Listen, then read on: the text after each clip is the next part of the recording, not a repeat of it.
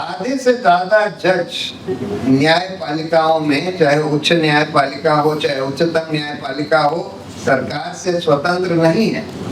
और उसके कई कारण हैं। एक तो जो अरुण जेटली ने एक बार पार्लियामेंट में बोला था कि भाई इनको सेवानिवृत्ति के बाद नौकरी दूसरी दे दी जाती है बहुत सारे जजों को, और उससे इनको प्रभावित किया जाता है। वो कहते थे कि the post retirement jobs given to जजेस influences their pre retirement judgements. बिल्कुल सही बात कहते थे। और यही हम देख रहे हैं कि देखिए, कुछ जजों को राज्यसभा का मेंबर बना दिया गया, कुछ जजों को जिन्होंने सरकार की बहुत सेवा करी, गोगोई साहब ने खूब सेवा करी सरकार की, और सेवा करने के बाद उनको राज्यसभा का मेंबर बना दिया। और राज्यसभा जाते होते नहीं, उनको आलीशान लुटियन जोन में बंगला मिला हुआ है। उनका अटेंडेंस रिकॉर्ड देख लीजिए, 100 में से 2 दिन जाते हैं पार्लियामेंट में, ना कभी कुछ बोला है पार्लियामेंट में, ना कुछ कंट्रीब्यूशन है, बस उनको एक बंगला दे दिया गया है। और इस वजह से लुटियन जोन में, और एक तो ये बहुत सारे जजों को गवर्नर बना दिया। सदाशिवम साहब जिन्होंने अमित शाह को बेल दी, उनको गवर्नर बना दिया। और दूसरे नजीर साहब, उन्होंने अयोध्या का फैसला दिया, उनको भी गवर्नर बना दिया। अरुण मिश्रा जिन्होंने कितने ही 20 फैसले सरकार के हक में दिए, बिरला सहारा वाला, अडानी को तो कम से कम 20,000 करोड़ का फायदा सिर्फ अरुण मिश्रा ने कराया अपने फैसलों से, और वो भी बिल्कुल गैर कानूनी तरीके से वेकेशन में उनके केस टेकअप कर करके।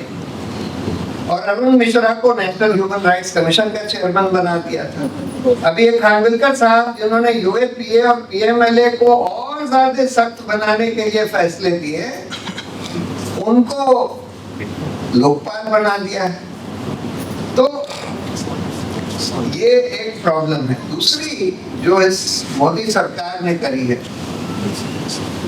कि कानून ये कहता है कि जजों का चयन सुप्रीम कोर्ट के सीनियर जजेस करेंगे, और सरकार के पास एक ही राइट है, अगर उनको कुछ नाम अच्छे नहीं लगते तो वो नाम एक बार कोलेजियम को रीजंस के साथ वापस करते हैं। उसके बाद अगर कोलेजियम जो है सीनियर जजेस का कोलेजियम यूनानिमसली उन नाम को फिर से भेजता है, तो सरकार को कोई अब ऑप्शन नहीं है, उनको वो अपॉइंट करने ही पड़ेंगे, ये कानून कहता है।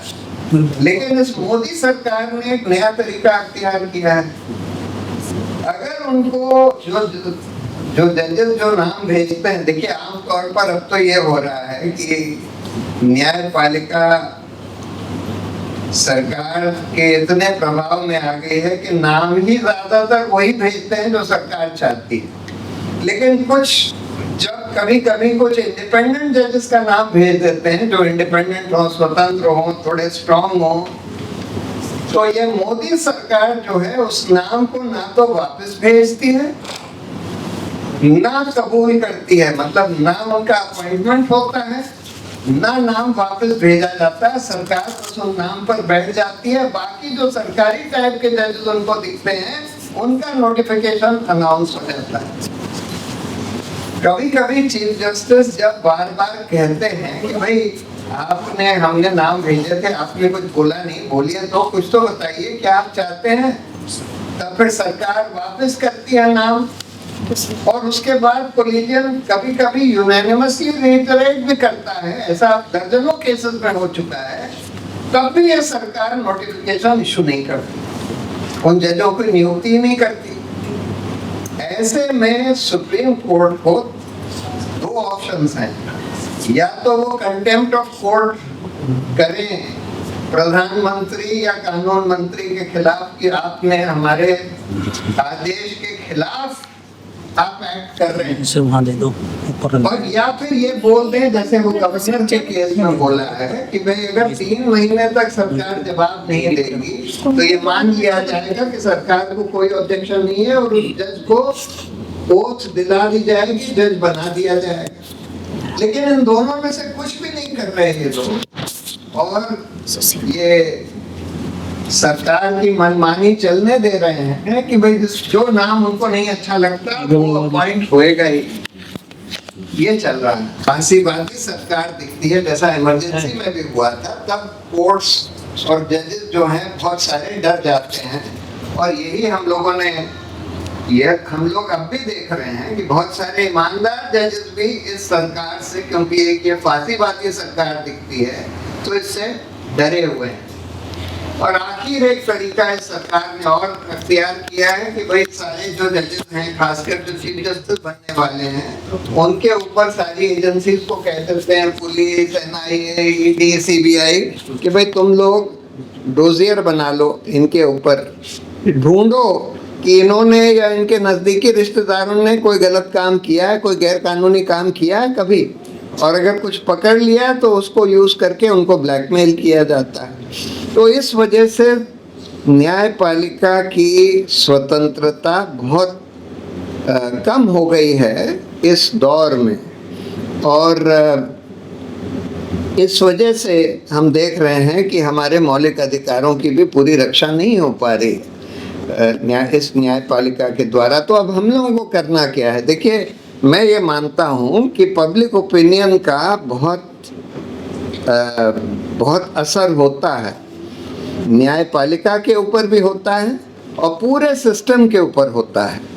जब पब्लिक ओपिनियन बहुत मुखर तरीके से उभरती है और ये दिखाई देता है कि भाई पब्लिक ओपिनियन इसके बिल्कुल खिलाफ है, तो न्यायपालिका में भी उसका असर होता है। मैंने ये देखा है, इसलिए मैं तो ये पॉलिसी फॉलो करता हूँ। जब मैं देखता हूँ कि किसी कोर्ट ने कुछ अच्छा काम किया, मैं उसकी सराहना करता हूँ। गलत काम किया, मैं उसका बिल्कुल जम के विरोध करता हूँ और पब्लिकली विरोध करता हूँ। तो यही हम सबको करना चाहिए, ये तो न्यायपालिका। और वैसे भी हम लोग अगर UAPA के खिलाफ पब्लिक ओपिनियन बहुत स्ट्रांग हो जाती है तो सरकार को उसका इफेक्ट होता है, क्योंकि सरकार भी वोट चाहती है। उसको पता है कि भाई अगर पब्लिक ओपिनियन हमारे बहुत खिलाफ हो गई, कई मुद्दों पर खिलाफ हो गई, तो फिर हम इलेक्शन नहीं जीत पाएंगे। ये बात सही है जो कही गई कि आजकल इलेक्शन कमीशन, क्योंकि ये भी सरकार के बिल्कुल चंगुल में आ गया है, उसको इस्तेमाल करके, उसका दुरुपयोग करके ये लोग हर तरह से मैनिपुलेशन कर रहे हैं। अभी एक एनालिसिस निकली, एक बाई इलेक्शन हुआ था यूपी में कहीं, जिसमें कि मुसलमानों को वोट ही नहीं करने दिया गया। आप ये देखेंगे कि जहां मुसलमान की परसेंटेज जिन पोलिंग बूथ्स पर ज़्यादा थी, वहां पर वोटिंग परसेंटेज बहुत कम हुआ, मुसलमानों को वोट ही नहीं करने दिया। और उसके बारे में उसी समय रिपोर्ट्स आ गई थी कि पुलिस जो है मुसलमानों को वोटिंग करने के लिए जाने ही नहीं दे रही। दूसरा, वोट डुप्लीकेट वोटर्स, ये कहा जा रहा है कि बीजेपी के बहुत सारे फ्लोटिंग वोटर्स हैं। जब बिहार में इलेक्शन होता है तो वहाँ आकर उनको रजिस्टर करा दिया जाता है, जब महाराष्ट्र में होता है तो वहाँ रजिस्टर करा दिया जाता है, और बहुत सारे जो जेन्युइन वोटर्स हैं उनके नाम काट दिए जा रहे हैं। ये भी हो रहा है बिहार में। हमने देखा कि जो 65 लाख लोगों के नाम काटे हैं उसमें 25% मुसलमान हैं, जबकि बिहार में मुस्लिम पॉपुलेशन 18% से कम है। लेकिन जो 65 लाख वोट्स काटे गए हैं उसमें से 25% मुसलमान। तो ये सब बेईमानी भी हो रही है। लेकिन मेरा ये मानना है अगर पब्लिक ओपिनियन बहुत स्ट्रांगली इनके खिलाफ हो जाए तो इलेक्शन कमीशन के भी अफसर लोग डरने लगते हैं। सारे ही पूरा ही महकमा डरने लगता है अगर उनको ये दिखता है कि पब्लिक ओपिनियन बहुत स्ट्रांगली सरकार के खिलाफ हो गई। इसलिए हम लोगों का काम ये है कि अपनी बात को बिल्कुल मुखरता से रखना, बिल्कुल नॉन वायलेंट तरीके से, अहिंसक तरीके से, बिल्कुल जमकर जहां सरकार कुछ गलत कर रही है, न्यायपालिका कुछ गलत कर रही है, उसका विरोध करना। और अगर सही कुछ काम हो रहा है, न्यायपालिका में कुछ सही काम हो रहा है, तो उसकी सराहना करना, उससे बहुत फर्क पड़ता है। हम देख रहे हैं कि बहुत सारे चीफ जस्टिस भी सरकार के साथ चले जाते हैं, और जिसको सरकार चाहती है CBI डायरेक्टर बनाना, उसी को बना दिया जाता है। लीडर ऑफ ऑपोजिशन कुछ भी कहता रहे, जिसको सरकार चाहती है उसी को बना दिया जाता है। और CBI से बाकी भी छेड़छाड़ हो रही है, लेकिन उसको भी कोर्ट नहीं रोक रहा। जो सुप्रीम कोर्ट का फैसला था उसके खिलाफ छेड़छाड़ सरकार कर रही है। उसी तरह से पुलिस के बारे में भी प्रकाश सिंह के केस में पुलिस रिफॉर्म्स का एक बहुत अच्छा जजमेंट सुप्रीम कोर्ट ने 2006 में दिया। अब आज देखिए 19 साल हो गए उस जजमेंट को आए हुए।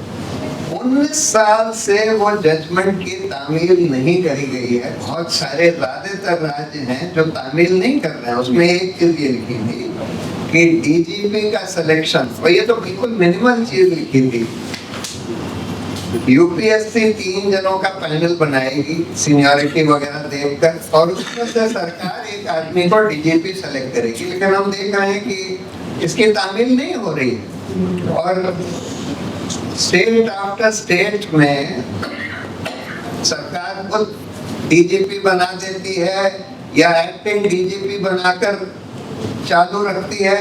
यूपीएससी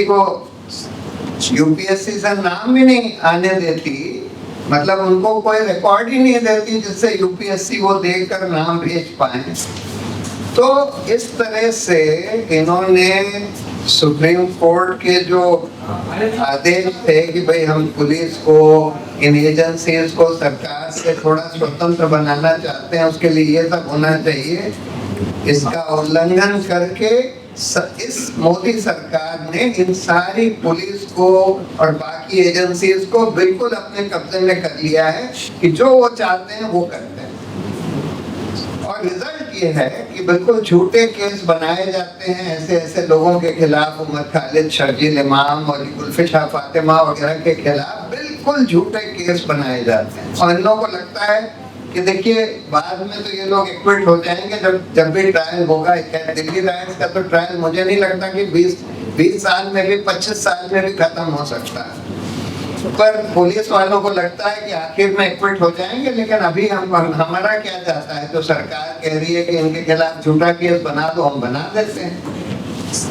बाद में एक्विट भी हो जाएंगे तो हमारा क्या जाएगा।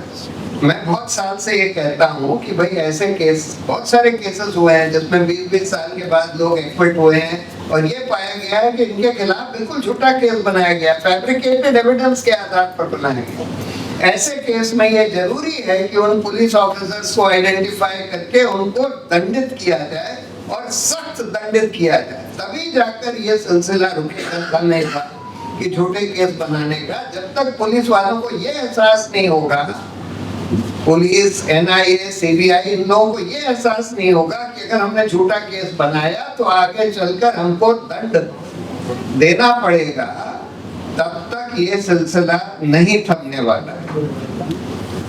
आखिरी बात ये है कि इसमें न्यायपालिका का बहुत बड़ा रोल होना चाहिए, और न्यायपालिका को इसीलिए बनाया गया था कि हमारे मौलिक अधिकारों की रक्षा करे, कार्यपालिका विधायिका को अपने अपने दायरे में रखे।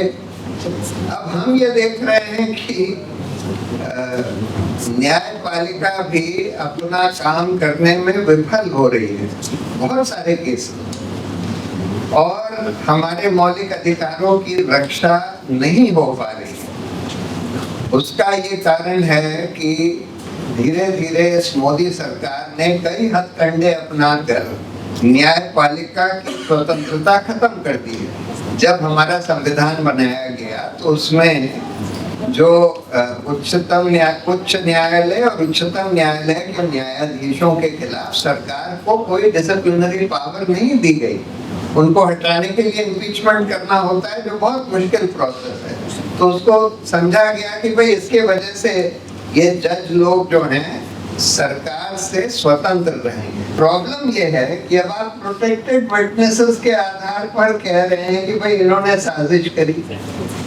प्रोटेक्टेड विटनेस उस केस डायरी में किसी का बयान लिखा हुआ है या आप अक्यूज को भी नहीं दिखा रहे। ट्रायल अभी शुरू नहीं हुई है, तो कई बार जज कहते हैं कि भाई हम कैसे कह दें कि इनके खिलाफ कोई प्राइमा फेसी एविडेंस भी नहीं है। लेकिन सुप्रीम कोर्ट ने हाल में कुछ केसेस में ये बोला है कि बहुत साल तक ट्रायल शुरू ही ना हुआ हो या खत्म होने के कोई आसार ना हो बहुत साल तक, तब फिर यूएपीए के केस में भी बेल दी जाएगी। और ये सिचुएशन सीधी इन लोगों के दिल्ली दंगों में जो लोग 5 साल से ज्यादा बंद हैं, या भीमा कोरेगांव में जो 6 साल से ज्यादा बंद हैं, उनके ऊपर स्क्वायरली अप्लाई करती है। लेकिन फिर भी उनमें से बहुत सारे लोग हैं जिनको बेल नहीं दी जा रही। ये बहुत बड़ी प्रॉब्लम इसके साथ हो गई है और इसीलिए हम लोगों ने इसको चैलेंज किया है।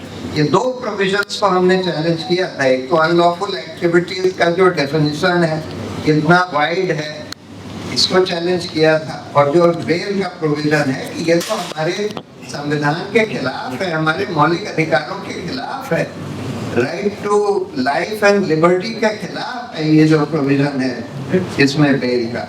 मतलब आप 10 साल तक ट्रायल ही ना शुरू करें, आप